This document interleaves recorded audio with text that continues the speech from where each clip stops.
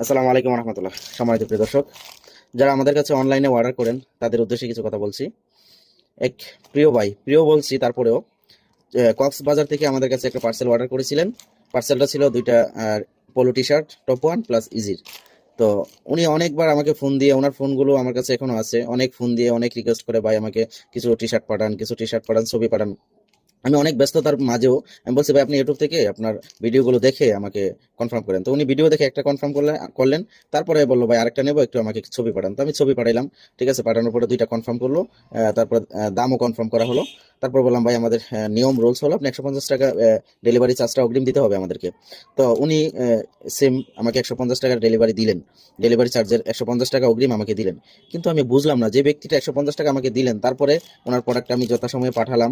পাঠানোর পরে কক্সবাজারের যে রাইটার, উনি ওনাকে ফোন দিলেন, উনি বলছে মালটা নিবে, নেওয়ার পরে এরপরে সেকেন্ড ওনার সাথে আর যোগাযোগ করতে